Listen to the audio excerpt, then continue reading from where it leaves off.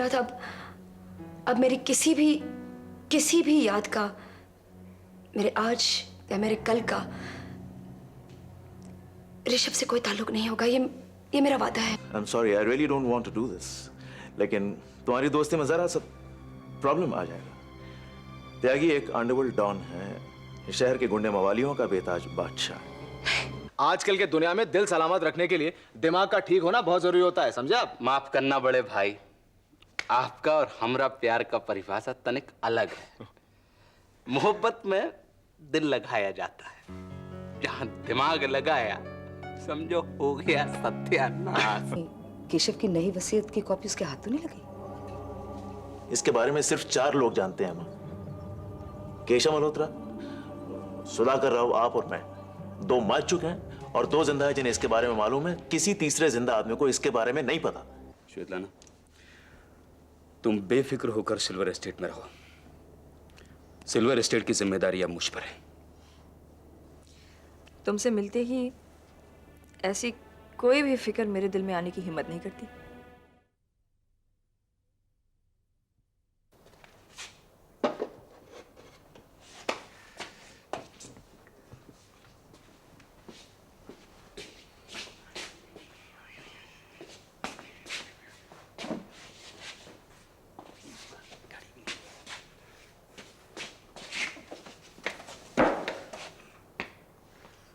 आजा आजा।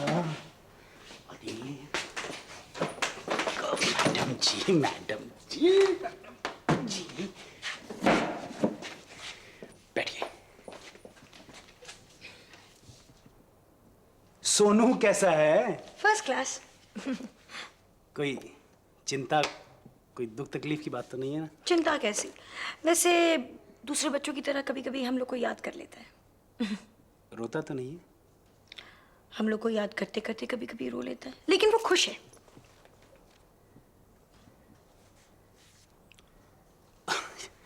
बताने में यार कंजूसी क्यों कर रही हो? खुल के बताओ। देखो, मैं इतनी देर से, इतनी बेसब्री से सिर्फ इस बात का इंतजार कर रहा था कि तुम आओगे और सब कुछ बताओगी, लेकिन तुम तो 1-2 सेंटेंस में सब कुछ तुमने खत्म कर दिया। अच्छा ठीक है, पूछो क्या पूछते हो, पूछो। जो भी हुआ सब बताओ। ठीक है, पहले जब मैं वहां पहुंची तो दूर से सोनू ने मुझे देखा, दौड़ते हुए मेरे पास आया और मेरे गले से लिपट गया, और फिर मेरे दोनों गालों पर उसने प्यार किया। मेरे बारे में पूछा? हाँ, उससे पहले मैंने उसे बता दिया कि तुम्हारे पापा अपने बिजनेस में बहुत बिजी हैं और वो नहीं आ पाए। तो जानते हो उसने क्या कहा? उसने ये कहा कि पापा को कहना जब उन्हें फ्री टाइम मिलेगा तब वो आके उसे मिले और मन लगाकर अपना बिजनेस करे, और मैं यहाँ मन लगाकर पढ़ाई करता हूँ। इतनी बड़ी बड़ी बातें करने लगा मेरे बेटा भाई। ऑफ कोर्स, जब बच्चे बोर्डिंग स्कूल में जाते हैं ना तो बहुत समझदार हो जाते हैं। फिर उसके बाद क्या हो? उसके बाद वो मुझे अपने दोस्तों से मिलाने ले गया। जानते हो उसके कितने दोस्त हैं? यहाँ से भी ज्यादा उसके दोस्त हैं वहाँ। रश्मि, कहीं ऐसा तो नहीं होगा कि उसके दोस्त इतने सारे हो जाएंगे कि वो अपने पापा को ही भूल जाए? ऐसा कभी हो सकता है रोनी? उसकी पढ़ाई लिखाई कैसी चल रही है? उसके टीचर्स तो कहते हैं कि वो पढ़ाई में बहुत अच्छा है। यानी कि चिंता की कोई बात नहीं है? चिंता कैसी रोनी, अगर तुम वहां होते ना तो तुम देखते कि अपना सोनू कितना खुश है और उसका वहां मन भी लग गया है। मतलब हमने उसे बोर्डिंग स्कूल भेजकर ठीक ही किया? ऑफ कोर्स अच्छा किया। ये बात तुम्हें 8-10 साल बाद समझ आएगी, जब वो जिम्मेदार और कामयाब इंसान बनेगा। जानते हो वो मुझसे क्या कह रहा था? वो कह रहा था कि मैं जब बड़ा होऊंगा ना तो मैं अपने पापा के लिए सिल्वर एस्टेट से भी बड़ा मकान बनाऊंगा। ऐसा बोला मेरे बेटे ने? जानती है, अगर ये बात उसने मेरे सामने बोली होती ना तो मैं वहीं पे मर जाता।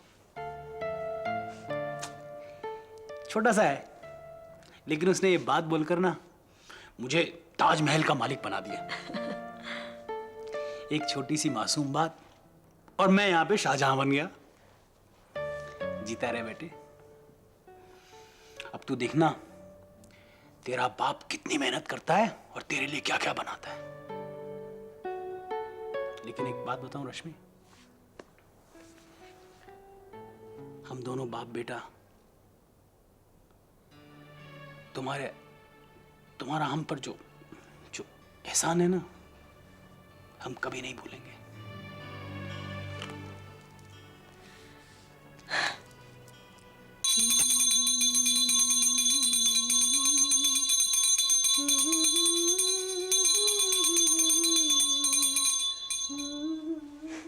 मम्मी, ये आपको क्या हो गया है? चुपचाप यहाँ के बैठ जा। नहीं नहीं, मैं इन सब पूजा वूजा में विश्वास नहीं रखती। कहा ना, चुपचाप आके इधर बैठ जा।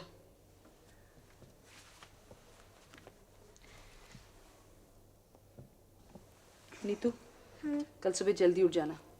क्यों, कोई खास काम? तुझे मेरे साथ चलना है। 2 घंटे की ड्राइव है, एक बहुत खूबसूरत मंदिर है वहाँ। महाराज जी का प्रवचन होने वाला है। मम्मी, आप क्यों इन सब ढकोसलों में पड़ रही हैं? ये पूजा पाठ, ये स्वामी, ये महाराज, धर्म कर्म तो आस्था से ताल्लुक रखता है। ये स्वामी वगैरह के चक्कर में पड़कर तो आप धर्म से दूर जा रही हैं। तूने महाराज का प्रवचन नहीं सुना ना, इसलिए इस तरह बातें कर रही है। वो सब मुझे नहीं पता, पर मैं इतना जरूर जानती हूँ कि आज आपके सर पे कोई नया भूत सवार हो गया है। पूजा पाठ तो मैं हमेशा से करती थी, फिर बीच में दुनिया की जिम्मेदारियों में उलझ गई, धर्म कर्म सब छूट गया। अब मैंने डिसाइड कर लिया है कि मैं अपनी सारी जिंदगी भगवान की सेवा में निकाल लूंगी। कर्म करना ही सबसे बड़ा धर्म होता है mummy. And I am sure भगवान भी नहीं चाहते कि आप दिन रात या अपनी पूरी जिंदगी उनके भजन गाने में गुजारें। तुझे कुछ नहीं मालूम। 1 मिनट दे रही हूँ। तुझे मालूम है हमारे देश में कितने खूबसूरत मंदिर हैं, कितने अच्छे तीर्थ स्थान हैं। अब मैं अपनी सारी जिंदगी ये तीर्थ यात्रा में निकाल लूंगी। हाँ, और अपनी सारी जिंदगी यूं ही गवा दूंगी। बल्कि मैं तो ये कहती हूँ कि आप अपनी पसंद का कोई काम या कोई बिजनेस क्यों नहीं शुरू कर देती? भगवान को वो ज्यादा अच्छा लगेगा, ना कि आपको हर मंदिर में मौजूद पाकर। तू बच्ची है, मैं अच्छी तरह जानती हूँ मुझे कहाँ शांति मिलेगी और मुझे जिंदगी में क्या तलाश है। अब तो मैं सिर्फ धर्म में ही जीवन बिता दूंगी। चुपचाप यहाँ से जा और सुबह जल्दी उठ के तैयार हो जाना। Come on go. ये ले।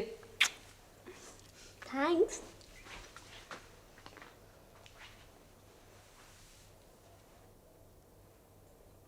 तुमसे एक सवाल पूछूं देविका? पूछिए पूछिए। इस जिंदगी से विदा लेने से पहले सारे जीवन संबंधी सवाल पूछ डालिए। आपका बचा कुचा टाइम भी पास हो जाएगा। तुम मुझे हर बात पर ताना क्यों मारती हो? ताना कहाँ मार रही हूँ? मल्होत्रा खानदान ने जो आपको जख्म दिए थे उन्हें हवा दे रही हूँ बस। तुम दरअसल अपने जख्मों का दर्द मुझ पर लादती हो। ऐसा मैं कभी नहीं करूँगी ताऊजी। मेरे जख्म मुझे बहुत अजीज हैं, बल्कि उन्हीं की वजह से मुझे जिंदगी में एक मकसद मिला है।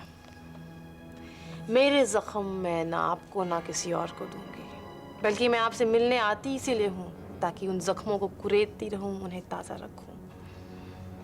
और अगर मल्होत्रा की तबाही के बगैर मुझे मौत आ गई तो ऐसी मौत से तो मैं आंख नहीं मिला पाऊंगा। मैं आपको मरने नहीं दूंगी ताऊजी।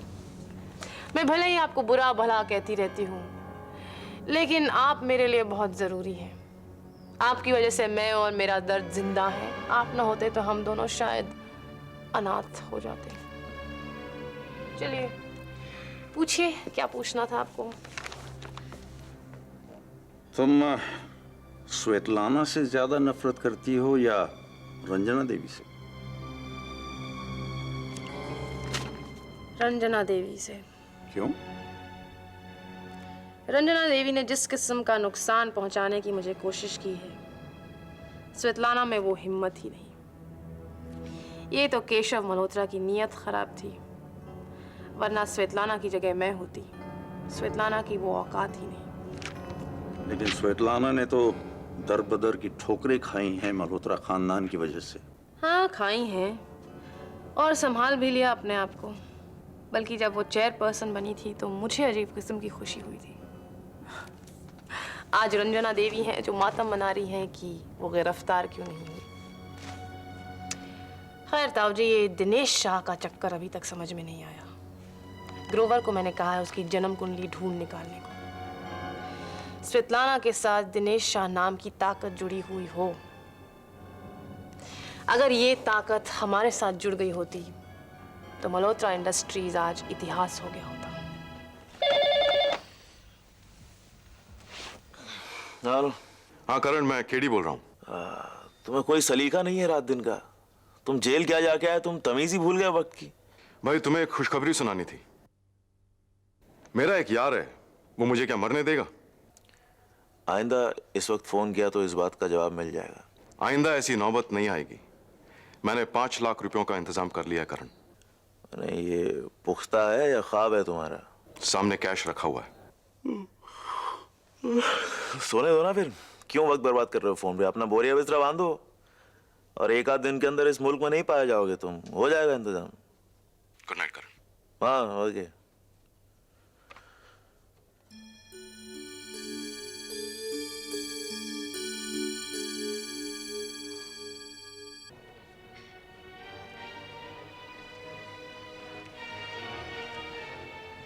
क्या हुआ बेटे?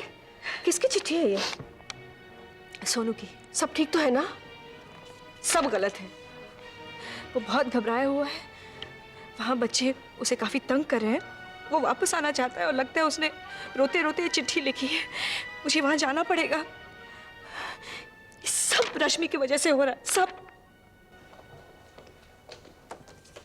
क्या बोर किया आपके महाराज ने mummy? Neetu, don't talk like this. Hello aunty. अरे बेटा, रंजना दीदी आप? What a surprise. क्यों? हम दोनों का डिवोर्स तो नहीं हुआ है। तुझे हमेशा मेरे प्यार पे हक रहेगा। तू मेरी जिम्मेदारी थी और आखिर तक रहेगी। मैं जानती हूँ दुनिया में कोई भी मुझसे रिश्ता तोड़ दे, मगर आप नहीं तोड़ेंगे। रिश्ते टूटने का जख्म मेरे वजूद पे भी लगा है। जानती हूँ कितना दर्दनाक होता है, इसीलिए तो मैंने अपने रिश्ते संभाल के रखे। आपका सचमुच बड़ा सहारा है मेरे साथ। निशी, तुझे कभी भी किसी चीज की जरूरत पड़े ना, मुझे कहना। तेरी मदद करने में मुझे बहुत खुशी होगी। Thank you. ये लीजिए प्रसाद खाइए। कहाँ का है ये? ये विरार के महाराज आए हुए हैं, उनका प्रवचन सुने हम लोग गए थे। अरे, यानी कि तुम लोग इतनी सुबह उठ के प्रवचन पे जाके आ भी गए हो? नीतू और मैं सुबह सुबह उठ के चले गए। सचमुच बहुत शांति मिली उनका प्रवचन सुन के। आपको कभी मौका मिले तो आप भी सुनिएगा। बेटा, तूने भी महाराज जी के दर्शन किए? जी आंटी। आंटी जी, आप ही प्लीज मेरी मम्मी को समझाइए कि इन सब चीजों से बाहर निकले।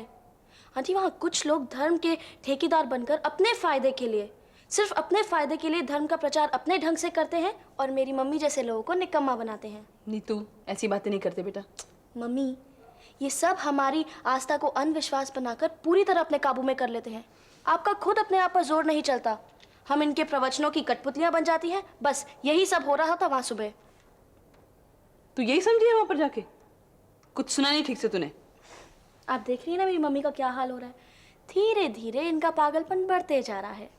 आंटी, मैंने कितनी बार समझाया, कितनी बार कहा कि ये अपनी इंटीरियर डिजाइनिंग का बिजनेस शुरू कर लें। She is very good at it, but no, इनके दिमाग में कुछ जाता ही नहीं है। बस ये तो अपने पंडितों और स्वामियों के चक्कर में पड़कर अपनी ही जिंदगी का डिजाइन बिगाड़ रही हैं। निशी, नीतू जो कुछ भी कह रही है ना, ठीक कह रही है। धर्म, विश्वास, ये सारी चीजें जिंदगी का एक हिस्सा होना चाहिए, पूरी जिंदगी तो नहीं।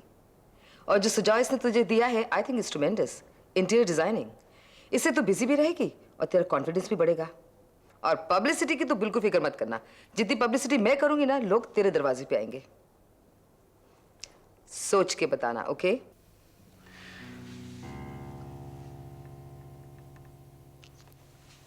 क्या हुआ रितु? इतनी बुझी बुझी क्यों? जब कभी उस घर में ज्यादा वक्त गुजार लेती हूँ तो बेबस और मजबूर हो जाती हूँ। हर खुशी फीकी पड़ जाती है। कैसी मजबूरी है? उस घर में जिंदगी बहुत बदसूरत लगती है। देखो रितु, इधर देखो, इधर। ये तुम अपना नजरिया, अपना एटीट्यूड बदलो, सब कुछ ठीक हो जाएगा। नहीं सुनील, ये मेरा एटीट्यूड नहीं है, ये उस घर की सच्चाइयाँ है। एक बार नीतू के चेहरे को देख लो, उसके चेहरे पर कितना डर है, कितना खौफ है। क्या हुआ नीतू को? अभी तो सब कुछ वैसे ही चल रहा है, लेकिन जो होने वाला है वो ठीक नहीं होगा। क्या? हमारी शादी के बाद नीतू बहुत अकेली हो जाएगी। जब कभी उसके अकेलेपन को महसूस करने की कोशिश करती हूँ तो दिल दहल सा जाता है। देखो ऋतु, जब हम किसी बुरे वक्त या परेशानी का तस्वुर पहले करने लगते हैं तो बहुत डर जाते हैं, लेकिन जब वो वक्त आता है तो इतना बुरा नहीं होता। नहीं सुनील, तुम नीतू को नहीं जानते। आमतौर पर उसके जख्मों का दर्द ज्यादा होता है, और जब वो दर्द झेल नहीं पाती तो कोई उल्टी सीधी हरकत कर बैठती है। दुखों के साथ मैंने उसे अकेला कभी नहीं छोड़ा, और आज जब मम्मी पापा ने हमारी जिंदगी में, तब भी मैंने और नीतू ने एक दूसरे को सहारा दिया। मेरे जाने के बाद वो बिल्कुल बेसहारा हो जाएगी। देखो ऋतु, इधर देखो, जीने के दो तरीके होते हैं। पहला ये कि आकाश में काले बादल देखकर आप पहले से ही खांसी, बुखार, जुकाम की दवाइयां खरीद लें, ये सोचकर कि बारिश आएगी, भीगेंगे, बुखार चढ़ेगा, या फिर हाथ में छतरी थाम लें। मतलब ये कि आने वाले दुख पे आप आंसू बहाएं, या फिर उस दर्द को झेलने के लिए, फेस करने के लिए तैयार हो जाएं। लेकिन तैयारी कैसे की जा सकती है? तुम्हें नीतू के आने वाले अकेलेपन से डर लग रहा है ना? तो हम उसे अकेला छोड़ें क्यों? उसकी भी शादी कर देते हैं। कहो तो मैं बात करूं उससे। बात करके कोई फायदा नहीं सुनील। जब तक वॉल्टर नहीं आ जाता तब तक नीतू की शादी कैसे हो सकती है? ऋतु, वॉल्टर शायद अब कभी भी वापस नहीं आएगा। वो कनाडा में अपनी दुनिया में उलझ चुका होगा।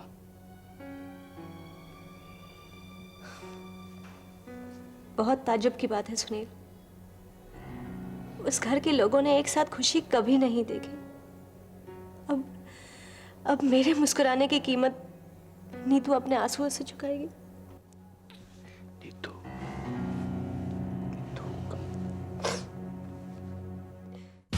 शान की खातिर जान की बाजी, मान की खातिर ईमान की बाजी।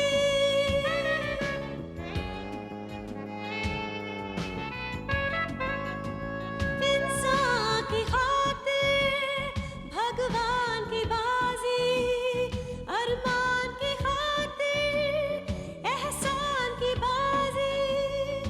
वो क्या जीते ये क्या हारे, दिन छोटा